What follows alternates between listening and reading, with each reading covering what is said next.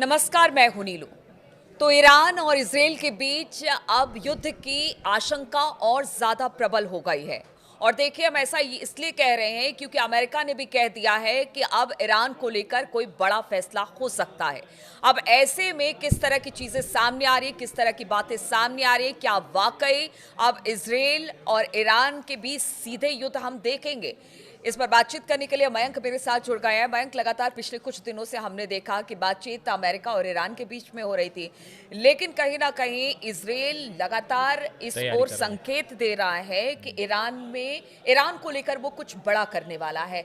ये क्या संकेत है? किस तरह से अब इजरायल ईरान पर हमला, या फिर ईरान भी अब पूरी तरह से तैयार है इजरायल के इस हमले का जवाब देने देखिए, के एक लिए? बहुत बड़ी खबर आई है इसराइल से। इसराइल ने अपनी सरफेस टू एयर मिसाइल्स, जिसे सैम भी कहा जाता है, इसको अपने दो बड़े एयर बेसिस पर डिप्लॉय कर दिया है। एक नेवातिम एयर बेस पे, दूसरा टेलनॉफ एयर बेस पे। तो इसराइल की तरफ से इन दोनों जगह पे मिसाइल डिफेंस सिस्टम, और जो डिफेंस सिस्टम उसे अमेरिका से मिला है, ये वहाँ पे लगा दिए गए हैं। साथ ही अपनी मिसाइल्स को भी तैनात कर दिया है इसराइल ने। अब देखिए, इसराइल की तरफ से जो डिप्लॉयमेंट हुआ है, ये उन जगहों पर हुआ है जहाँ पे पिछले साल ईरान ने अपनी मिसाइल्स से जो अटैक किया था इसराइल पे, 180 से ज़्यादा बैलिस्टिक मिसाइल्स फायर की गई थी। वो मिसाइल्स जिन जगहों पर गिरी थी, वहाँ पे इसराइल ने अपना डिफेंस सिस्टम जो है वो लगा दिया है। ये एक बड़ा मिलिट्री डेवलपमेंट है। दूसरी तरफ से देखिए, ईरान की तरफ से एक बड़ा बयान आया है। आईआरजीसी, ईरान की जो सेना है, उसकी तरफ से बड़ा बयान आया है। उनका कहना है कि हमारी फिंगर भी बटन पे है, बटन दबा और इजराइल तबाह।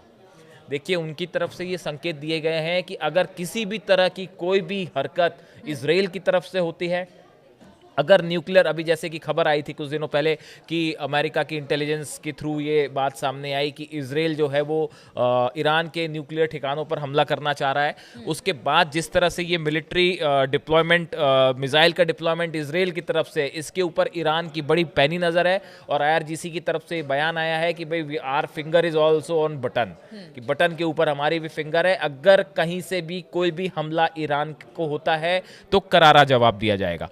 अब देखिए, ये जो डिप्लॉयमेंट, जैसा हमने आपको बताया कि इसराइल की तरफ से जो डेवलपमेंट है, ये उन जगहों पर है जहां पे पिछली बार मिसाइल्स गिरी थी। तो ईरान जो डिफेंस सिस्टम अमेरिका से मिला है इसराइल को, बात एक कि वो तैनात हो गए हैं। दूसरा, ये डेवलपमेंट को हम पिछले साल पिछली वार्निंग से जोड़ के अगर देखा जाए, जिसमें कहा गया कि इसराइल बड़ा हमला करना चाह रहा है, तो ये मामला एक बड़ी जंग की तरफ इशारा कर रहा है। तीसरी बात, ऐसा कहा जा रहा है कि ईरान ने अब प्लान बी पे काम करना शुरू कर दिया है। अब ये प्लान बी क्या है? ईरान की तरफ से ऑलमोस्ट ये तय माना जा रहा है कि अमेरिका के साथ न्यूक्लियर डील अब फेल हो चुकी है, या ये किसी परिणाम तक नहीं पहुंचेगी।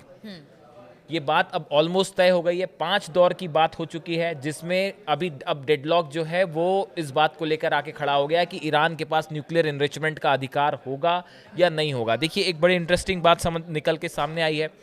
जो 3 दौर की बात हुई पहले, उस 3 दौर के बाद अचानक से अमेरिका ने ये स्टैंड उठा लिया है बातचीत में कि हम ईरान को न्यूक्लियर एनरिचमेंट का अधिकार देंगे ही नहीं।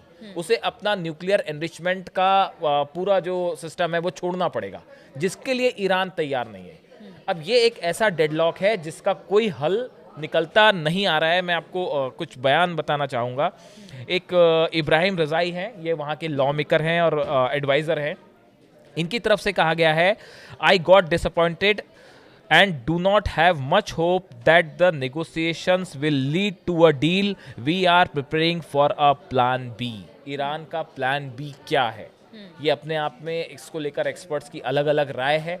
ईरान अब ये तैयारी के साथ आगे बढ़ रहा है कि हो सकता है हमारे ऊपर किसी तरह का हमला हो। ईरान ने साफ किया है कि हमारे पास कोई न्यूक्लियर बॉम्ब नहीं है, ना हम किसी एटॉमिक बॉम्ब को बनाने की दिशा में आगे बढ़ रहे हैं। ये ऑफिशियल स्टैंड है ईरान का, और हमें सिर्फ अपने सिविल प्रोजेक्ट के लेकिन लिए। एक बात है, चलिए ठीक है, दोनों तरफ से अब ये हो रहा है कि इसराइल पूरी तरह से तैयारी कर ली है और ईरान ने भी कह दिया है कि अब चाहे किसी तरह से भी हो, जवाब इसराइल को मुंह तोड़ देना है। लेकिन ऐसे में जिस शांति की बात ट्रंप करते रहे, अगर यहाँ पर युद्ध जैसी संभावना बनती है या फिर युद्ध होता है, तो इसके क्या परिणाम देखते हैं आगे? हाँ। देखिए, ट्रंप की तरफ से एक नया बयान आया है ईरान को लेकर। ये बयान कल उन्होंने दिया है।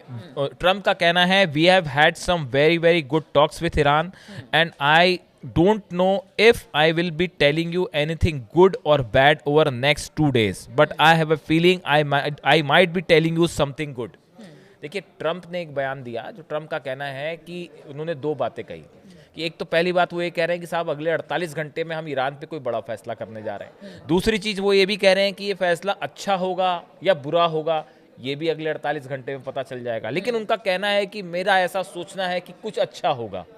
तो ट्रंप इस तरह के बयान पहले भी ट्रंप की तरफ से आए हैं, जिसमें उन्होंने एक बार ये कहा, तो जैसे एक तरफ तो इजराइल अपनी मिसाइलों को तैनात कर रहा है और दूसरी तरफ कह रहे हैं कुछ अच्छा होने वाला देखिए, है। कैसे हाँ, ये दो अब तरह की ये बातें जो कैसे सवाल ये contradict? इसलिए है, देखिए ये इसलिए है, जो कुछ एक्सपर्ट्स कह रहे हैं उनका कहना ऐसा है कि न्यूक्लियर टॉक्स में कुछ निकल के नहीं आ रहा।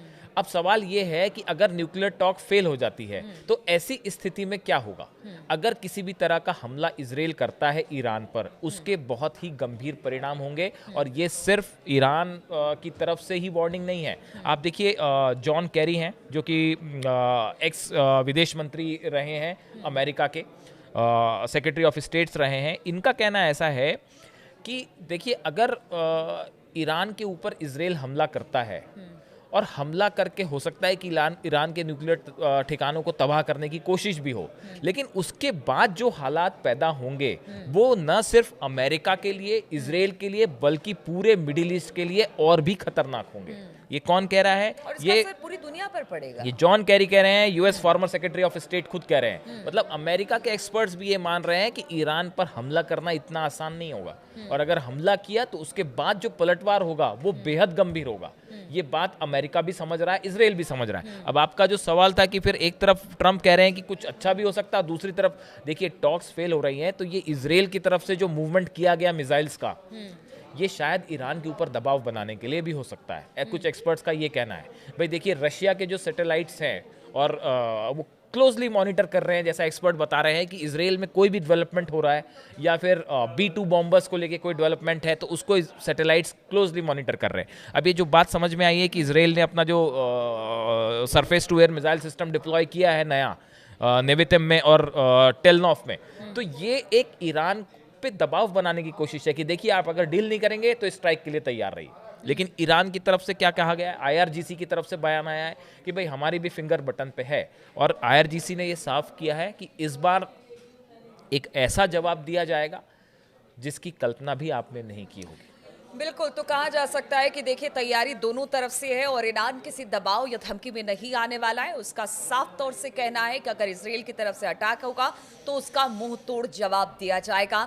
अब ये मुंह तोड़ जवाब क्या होगा? क्या अमेरिका और इजराइल ईरान पर कोई बड़ा हमला करेंगे? क्योंकि इसके दूरगामी परिणाम होंगे और इन परिणामों को लेकर ही बार बार ट्रंप कहते रहे हैं कि देखिए शांति का रास्ता ही अख्तियार किया जाए।